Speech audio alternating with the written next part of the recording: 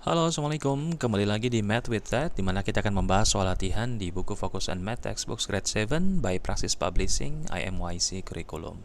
Sekarang kita masuk ke Practice 2.2, page 42 tentang irrational numbers. Kalau sebelumnya kita bicara rational numbers, yaitu bilangan yang bisa kita ekspresikan ke dalam pecahan atau rasio dua bilangan bulat. Nah, sekarang kita diminta untuk menentukan apakah suatu bilangan itu rasional atau irasional. Kalau rasional bisa dijadikan pecahan, berarti irasional adalah bilangan yang tidak bisa dijadikan pecahan yang sederhana gitu loh. Contoh misalkan kayak akar 3. Akar 3 itu dia hasilnya itu 1,732505080 dan seterusnya gitu loh, nggak berhenti-berhenti. Jadi pecahannya itu tuh dia desimalnya tidak berhenti dan dia tidak bisa diubah menjadi pecahan biasa gitu. Beda dengan misalkan akar 9. Akar 9 itu kan perfect square ya. Akar 9 adalah 3, akar 4 adalah 2. Kemudian akar 100 adalah 10 dan seterusnya gitu loh. Nah, ini bilangan rasional dan irrational numbers. Bedanya itu, satu bisa diekspresikan dalam pecahan atau perbandingan dua integers bilangan bulat.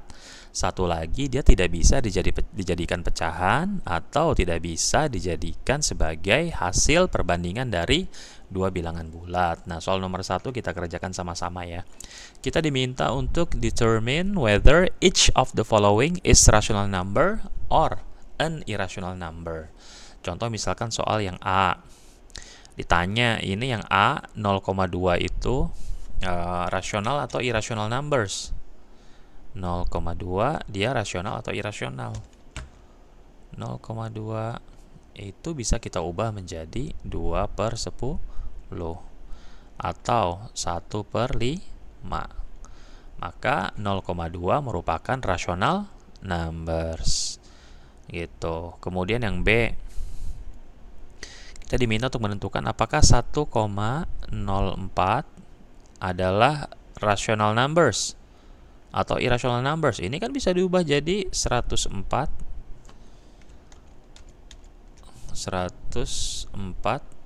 per 100. Oke, atau bisa juga kita ubah lagi, kita bagi 2 misalkan jadi 52 per 50 gitu. Masih bisa dibagi 2 lagi, misalkan dia jadi 52, kita ubah ini kegedean ya. Coba kita kecilin lagi biar muat frame-nya. 1,04 sama dengan 104 per 100. Bisa kita ubah menjadi 52 per 50. Bisa kita sederhanakan lagi menjadi 26 per 25. Jadi dia merupakan bilangan rasio. Nah, lalu yang C 0,33333 terus sampai habis, ini bilangan rasional nggak? Mungkin secara kasat mata kita akan bilang dia merupakan bilangan irasional, tapi ternyata kalau kita kerjakan lebih lanjut, ini kan 0,3333 ini kan sudah terkenal banget, yaitu sama dengan 1/3 kan. Tapi bagaimana kita membuktikan bahwa dia itu 1/3? Nah, ini agak tricky nih. Kayaknya kalian harusnya mungkin pernah diajarin ya. Gitu ya. Anggap misalkan 0,33 itu adalah X. X adalah 0, oke, 0,3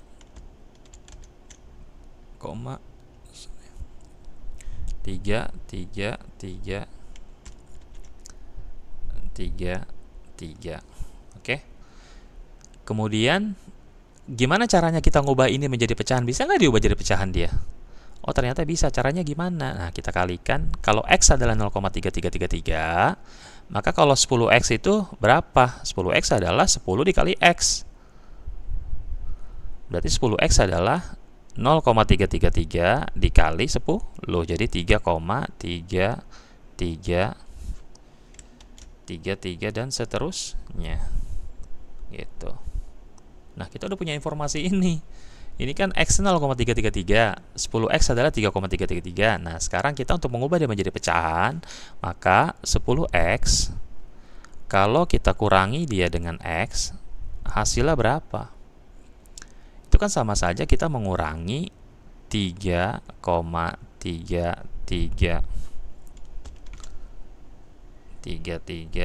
oke, dikurang 0,333 dan seterusnya. Ini kalau dalam matematika ada notasi topi seperti ini, artinya dia selalu berulang. Ini kan kalau 3,33333 terus dikurang 0,33333 terus, hasilnya kan dia akan menjadi 3 karena 0,333-nya udah dikurangi oleh dia.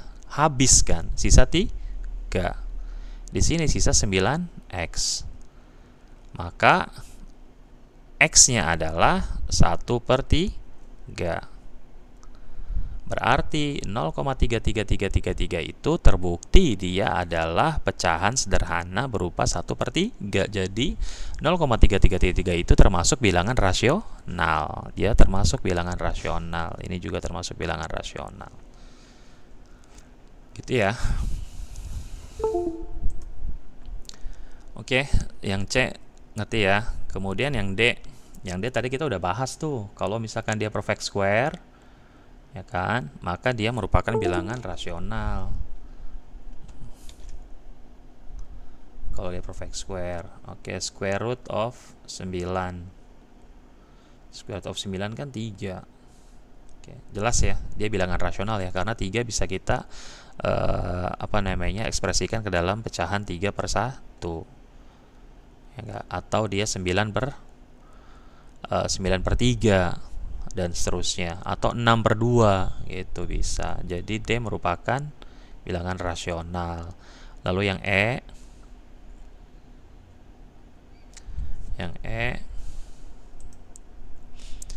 oke, kita punya akar 3. Akar 3 ini dia